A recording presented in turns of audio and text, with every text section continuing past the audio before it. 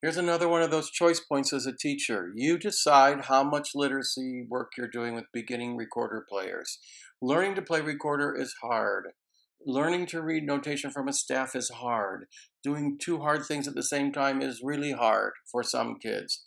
So many good recorder teachers, many good general music teachers who recorder first without bringing in the literacy work, reading from stick notation and letter names, teaching the kids to play pretty well before they go back and combine reading with playing, sort of like Suzuki does with beginning Suzuki courses.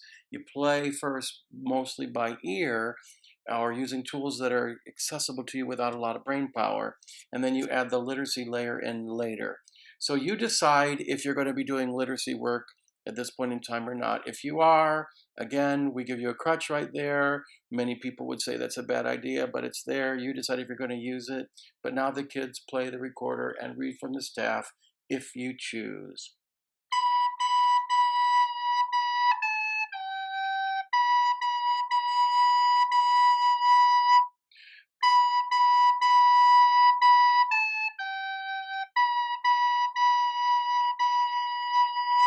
You combine that recorder part with singers. You don't need to divide the class. If you divide the class half singers, half recorder players, that's going to be too many recorder players. So when you get to this, probably go with thirds or maybe even quarters. You have a small group of recorder players. Most of the kids sing the song. Rotate it, do it many times so that all the kids get a chance to play the recorder while we sing the song. And then if you want, you put the barred instruments and the body percussion and the singers and the recorder players together, and you've got a really big extravaganza that can be lots of fun. It's another day in the music room.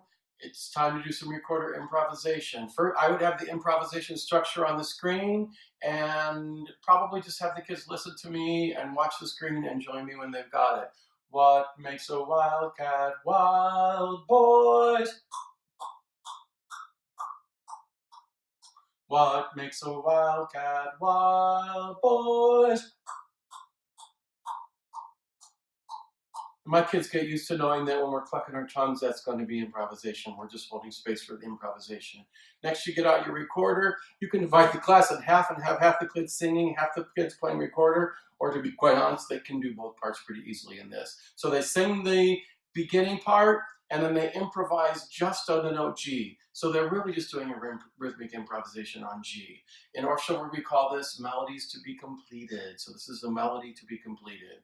What makes a wildcat wild, boys? What makes a wildcat wild, boys? What makes a wildcat wild, boys? Notice I did the phrase 3 times. That's because the song is a 3-phrase song. It's an interesting phrase form. So it's a 3-phrase song. So do the improv structure 3 times so it's balanced. Next, have them improvise on B. What makes a wildcat wild, boys? What makes a wildcat wild, boys? What makes a wildcat wild, boys? I know it seems kind of pedantic to go through the steps this slowly, but it really helps your kids who aren't hotshots to be successful. So next, we're going to improvise with G and B. What makes a wildcat wild, boys? What makes a wildcat wild, boys? What makes a wildcat wild, boys? When you model for your kids, you don't want to model like you're a professional recorder player. If you're modeling for 4th graders, you want to be like a really solid 4th grader. It's not about showing off how awesome you are. It's about giving them an appropriately inspiring model for their developmental phase. So they're pretty good at improvising with G and B. Now give them A. You might have them just improvise with A only, or you might want to just throw A into the mix. You decide what your kids are ready for. Do they need that baby step of support of improvise only with A, or are they ready to improvise with GAB? Let's say this is one of your speedier classes and they're ready to go right into GAB. What makes a wildcat wild, boys? What makes a wildcat wild, boys? What makes a wildcat wild, boys?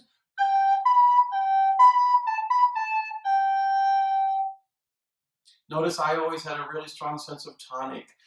Your kids may or may not yet know about a sense of tonic, but even if they don't, you model it for them and you start to get it in their ears.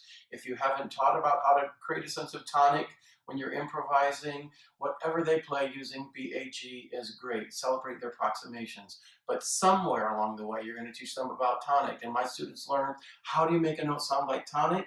Start with it, end with it, play it a lot. If you're in elementary school, that's how you make a note sound like tonic.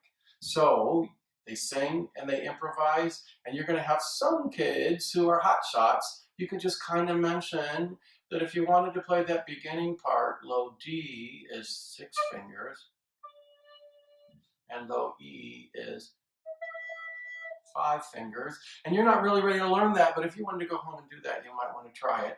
And some of your kids will go home and they'll teach themselves low D and low E, and then they can improvise an entire B section.